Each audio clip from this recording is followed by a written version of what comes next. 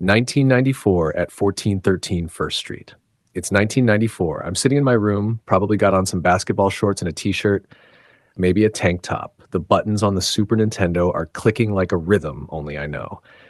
John Madden and Pat Summerall are calling the game, their voices bouncing around the room while I run up the score with my dream team, all the stars I traded for. Emmitt Smith breaking loose for 20 yards. Jerry Rice taking 180 down the sideline. Lawrence Taylor stacking up 30 tackles. My quarterback, Steve Young, already throwing lasers, and I am trying to get him to 1,000 yards just to see if it can be done. Outside, I start to hear the sound of his old truck. My father drove a 1975 Suburban, white with a blue interior, raggedy as all hell. It wasn't loud because it was powerful. It was loud because he barely kept it maintained. The exhaust was busted somewhere underneath, and when he pressed the gas, it let out this deep, struggling growl that you could hear long before he ever turned down our street. You could hear him from blocks away, working his way home. When he passed the A&P donut shop up on Buena Vista, the faint buzz of that Suburban would start to hum through the neighborhood. By the time he reached the top of Buena Vista, that hum had turned into a growl, the kind of sound you could feel in your chest. He would make a right on Royal Oaks, rumbling past the houses, then another right on Junipero, heading toward the alley. Junipero bent into the first left turn, then the second left into the deeper part of the alley where he parked. By that point, the noise from his truck sounded like a funk concert. No music playing, but everything in rhythm. The rumbling, the shaking, the vibration of the street, like the whole neighborhood was dancing. He had just come back from the truck yard, off another long run from Los Angeles to Oakland and back again, a few stops in between. He had started in the trucking business back in 1989, driving a 1979 Peterbilt that became like his second home. By now, in 1994, he had been behind the wheel for 5 years, and in 2 more years, he would move up and buy his 1996 International, a sign of all the miles, sweat, and nights he had put into his grind. When he walked through the door, you could feel it. My father, Kenneth Brady Weathersby, had a presence that filled the house before he even said a word. Around our neighborhood, most folks called him Tate, a nickname he earned because of his ears that stuck out from the sides of his head like potato chips. He was a dark-skinned man with bloodshot yellow eyes, about 6'1", tall and slender. But to me, when I was a kid, he was the tallest man in the world. And although he was slender, he was also the strongest man I knew. There was always the faint smell of yesterday's gin seeping from his pores, mixing with the scent of sweat and diesel. His pockets were always bulging, one with a thick pack of money, the other with a pack of Cool 100s, the old green box brand. His clothes were simple, most of them second-hand, but when he walked in, he carried himself like a man who owned every room he stepped into. I hear him close the door behind him, walk toward the kitchen, and toss his keys, a ring heavy with 75 of them, into the glass bowl that sits in the middle of the table, where we keep our keys and loose quarters. The sound echoes through the house like an announcement that he is home. I hear him say, "Hey, baby, how you doing?" to my mother, who's sitting at her computer desk playing solitaire on her Tandy computer, set up between the living room and the kitchen. They exchange hellos, and because I know my father, I know he probably grabbed her by the hip, pulled her in close, and hugged her before she sat back down at the screen. I can hear it even if I can't see it. Then the stairs start talking. Each step creaks under his weight, deliberate and slow, each one sounding closer than the last. I never mind it. I am too locked in. Steve Young's throwing darts, and I am thinking about stats, not steps. Then he reaches the top. The door edge darkens, and there he is. My father leans in, sticks his head through the door. "Mm-hmm. What you doing, playing video games?" "Yeah, Mad 94.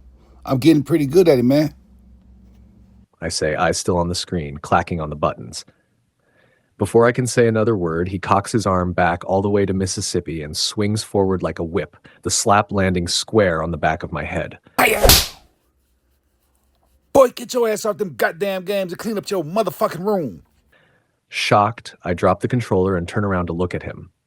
He's standing there with a twisted look on his face, like he's smelling something foul, And indeed he is. Boy, did you hop your stinking ass in the shower after you got out of practice? Or you just came up here and started playing video games? I drop my shoulders, defeated. Nah, I forgot, Dad. My bad. At that moment, I can smell it too. The thick air in the room, the mix of sweat and funk that had been building up all day. The room smells like a sautéed onion and mustard sandwich that sat around for weeks and spoiled. He shakes his head. Well, get your motherfucking ass up off that game and clean this motherfucking room. And don't forget to shake your damn sheets to get all the grit off that shit. I can tell by the force of that slap and the sound it made that he was not playing about this room being clean. So I cleaned it good. My room was a total mess. Baseball cards and football cards scattered across the floor.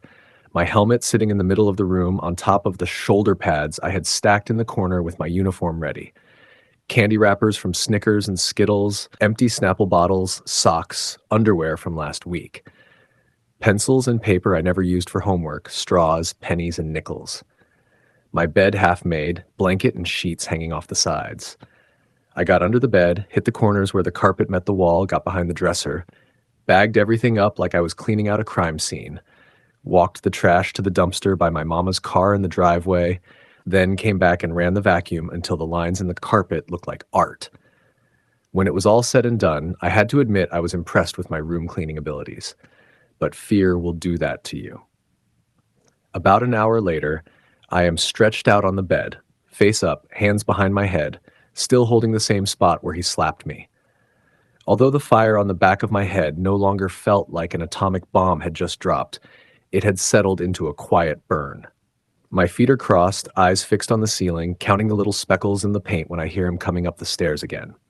He walks in, no knock, no warning, just steps straight into the room, looks around at the walls, the dresser, the floor. All right. You clean that motherfucking closet out? Nah, Dad, I forgot to do that part. My bad. He walks over and slides the closet door to the left, looks in, sees a few dirty socks, a couple of shoes, some stuff I shoved to the corner. Not terrible, but not clean either. His head drops a little, like a sigh of relief mixed with tiredness. Well, make sure you get your ass up and clean out that closet too, son. He leaves the closet door open, turns around, and walks out the room. So I clean the closet. Took about 25 minutes. 5 minutes after I am done, I hear him coming back up the stairs again. He walks in, quiet, scanning the room like a drill sergeant doing inspection. Looks at the closet, nods once, turns back toward the room to make sure I did not make a new mess. Then he digs into his pocket, pulls out a thick roll of money, peels off 2 crisp $20 bills, and hands them to me. Put this in your pocket, boy. After handing me the money, he turns right into my little sister's room next door. I hear him say, Hey, Courtney, you need some money? I don't hear her answer, but I hear him say, Take this here.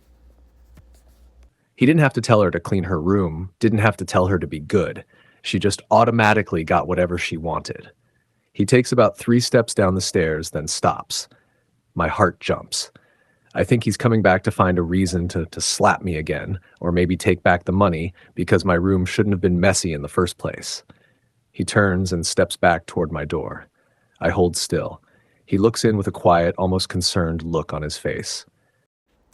Hey, man, you seen your big sister, Teresa? He asks, all in one breath the way he always says it. When I was coming in the house, I ain't see her car outside. Man, last time I seen her was last night. I say. He drops his head, stares at the carpet for a second, nods slow, then turns and walks back down the stairs. I listen to his footsteps fade, and then I hear him and my mama murmuring softly about something. A few moments later, he comes back up one more time. He walks in and glances at the corner where my shoulder pads and helmet sit, stacked neat, ready. He looks at me with something that is pride, the kind of pride that only comes from a father looking at his son. You ready for that game tomorrow morning? He asks. Hell yeah, I am. Coach Mike got me starting that tailback again. Yeah, well, how many touchdowns you gonna get? he asks. And as many as I can. What you mean? All right. Well, make sure you put your foot in their ass all 4 quarters. Don't start off strong and end all weak. I want to see you balls to the wall the whole game. All right, I'm going to do that.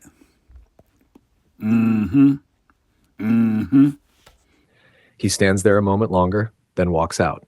I fold the money, slide it into my pocket, and lay back in the bed, still feeling that quiet burn on the back of my head, thinking about what candies I'm going to buy from Thrifty's down the street, wondering if I can convince Shay and Shauna to come with me and how much candy I'm going to buy for all of us. A few minutes later, my sister peeks her head into my room and says, "Hey, let's go to Shay and Shauna's and go down to Thrifty's."